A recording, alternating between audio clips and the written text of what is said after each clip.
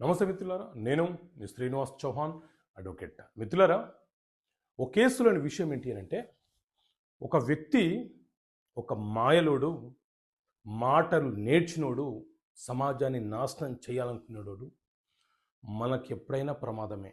మనకు మోసం చేస్తూనే ఉంటాడు.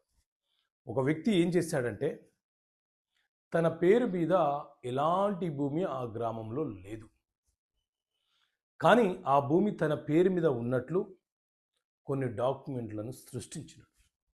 ఎందుకంటే ఆ పలానా ప్రాపర్టీ కలిగినటువంటి వ్యక్తి ఎక్కడుంటాడో అతనికి తెలుసు కాబట్టి ఆ డాక్యుమెంట్లను సృష్టించి ఆ భూమి తనదేనని నమ్మించి వేరే వ్యక్తులకు అగ్రిమెంట్ ఆఫ్ సేల్ చేసిచ్చాడు. చేసిచ్చి అడ్వాన్స్లో భాగంగా కొంత అమౌంట్ తీసేసుకున్నాడు. సాధారణంగా మనం అగ్రిమెంట్ ఆఫ్ సేల్ చేసిన తర్వాత ఒక 45 రోజుల తర్వాత రిజిస్ట్రేషన్ చేసుకుందామని అనుకుంటాం.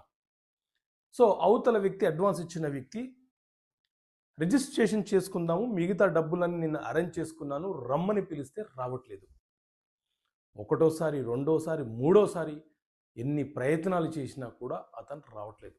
చివరగా అసలు ఇతను ఎందుకు రావట్లేదు, దీని వెనుక అసలు ఏం జరిగింది అని చెప్పి కొంత రీసెర్చ్ వర్క్ చేయడం మొదలు పెడితే అసలు ఆ భూమికి అతను హక్కుదారుడే కాదు, అతను ఒక దొంగ.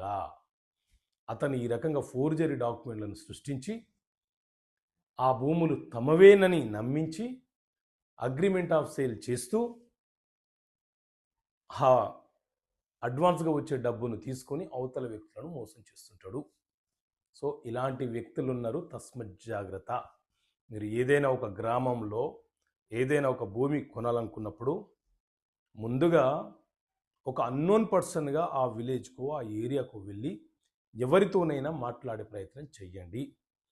పలానా సర్వే నెంబర్లో పలానా భూములు ఎవరివి, ఎవరికి సంబంధించినవి, దానికి సంబంధించి ఏవైనా ఇష్యూస్ ఉన్నాయా అని అడిగే ప్రయత్నం చెయ్యండి. ఆ తర్వాతనే కొంత రియాలిటీ తెలుసుకున్న తర్వాతనే మీరు ముందడుగు వెయ్యండి, లీగల్ ఒపీనియన్ తీసుకోండి, ఫర్దర్గా లీగల్గా ప్రొసీడ్ కండి, లేకపోతే నష్టపోతారు. సో ఇలాంటి వ్యక్తులు మీకు మోసం చేస్తే ముందు వాళ్ళ మీద క్రిమినల్ కేసును నమోదు చేయించండి, ఎఫ్ఐఆర్ రిజిస్టర్ చేయించండి. ఒకవేళ పోలీసులు ఎఫ్ఐఆర్ రిజిస్టర్ చేయకపోతే మెజిస్ట్రేట్ కోర్టులో ప్రైవేట్ కంప్లైంట్ ఫైల్ చేసి ఎఫ్ఐఆర్ నమోదు చేయించండి. సో దొంగలున్నారు, తస్మత్ జాగ్రత్త. సో చట్టపరమైన అంశాలు, భూమికి సంబంధించిన అంశాలు మీకు తెలియాలనే ఉద్దేశంతో చట్టపరమైన సమస్యలకు పరిష్కారాన్ని పుస్తకాన్ని మీ ముందుకు తీసుకొచ్చాము. సో ఈ పుస్తకం కావాలనుకుంటే ఇక్కడ కనిపిస్తున్న నెంబర్ కాల్ చేసి పుస్తకాన్ని